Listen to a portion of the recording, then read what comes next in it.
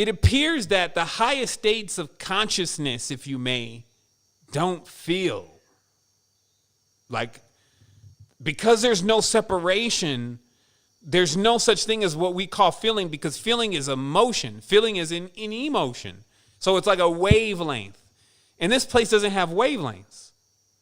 This is why it's often talked about that in nirvana, you overcome all of the elements. So the sight, hearing, taste, smell, touch, and how all that acts on you, it doesn't act on you anymore.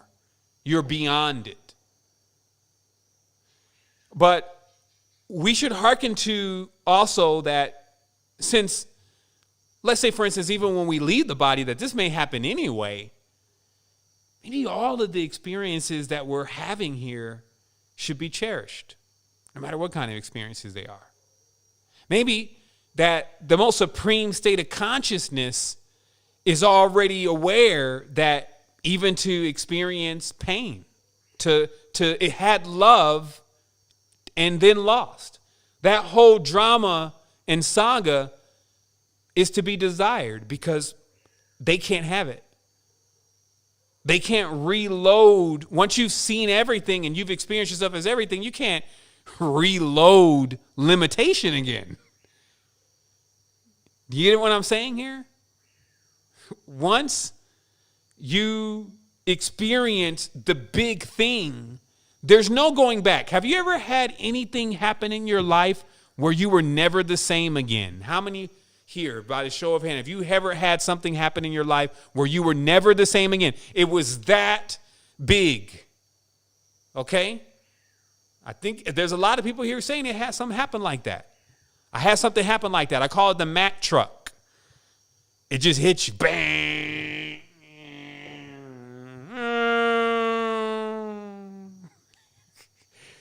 And there goes your old life with it.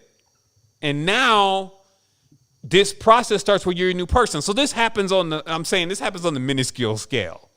So in the big thing, that happens, and it's called enlightenment. The great attainment, where people keep blogging about.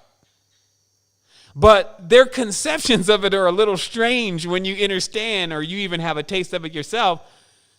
You know, their conceptions are really strange about it. Like they think more of an orgasmic, but an orgasmic is a flow. It's an energetic. It moves. This is about total liberation. It's no more movements. No more differences. Something blows, you can't feel it.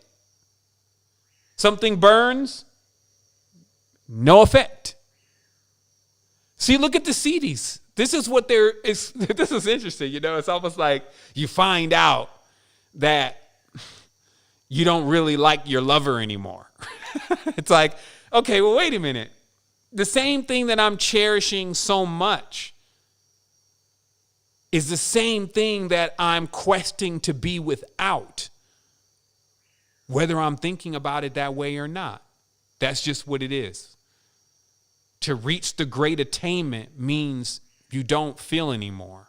So here's the thing, because I don't want to make this like it's clearly probably, well, not probably, it's clearly a level up. It's a vibratory frequency level up. So this means that there's something about that still that is greater than this existence. But of course, this is one of those, you lose yourself, you find it all.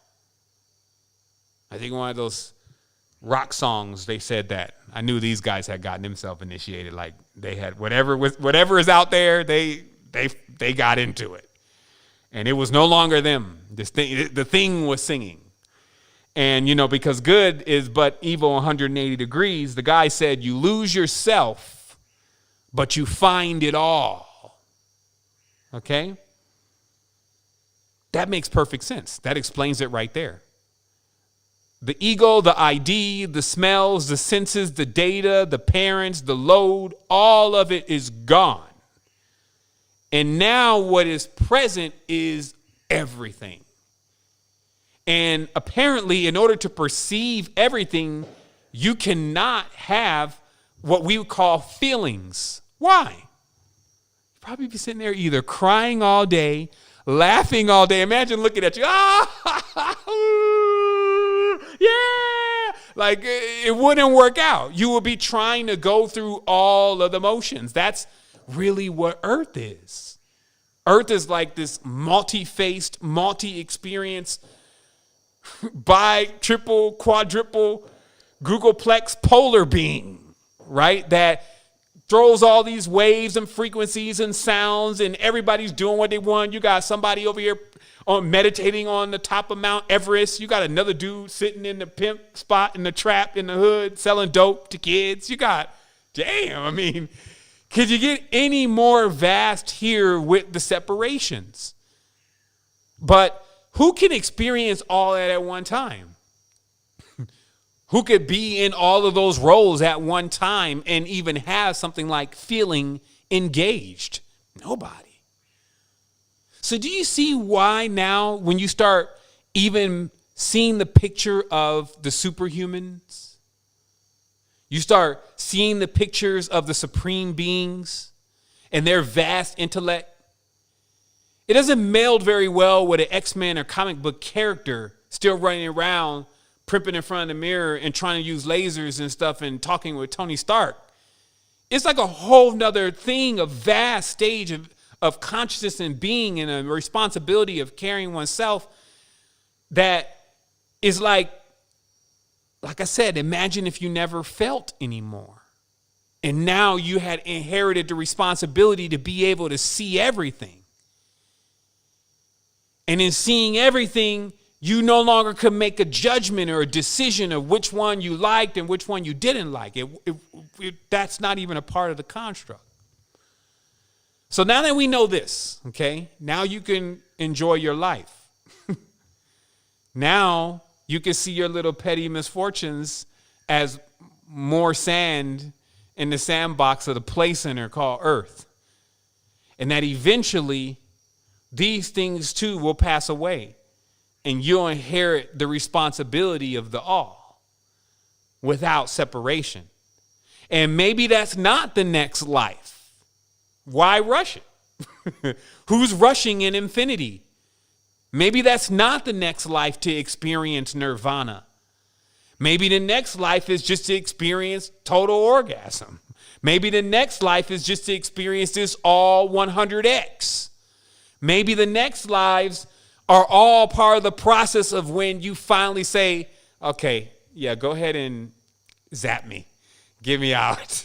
I've had enough of the complete magnitude of the experience called Earth. I'm ready to go into motionless, right? After all, it seems like for sure if we're trying to become like our parents, that's what our parent did. They eventually became motionless. Many of them became motionless. Okay?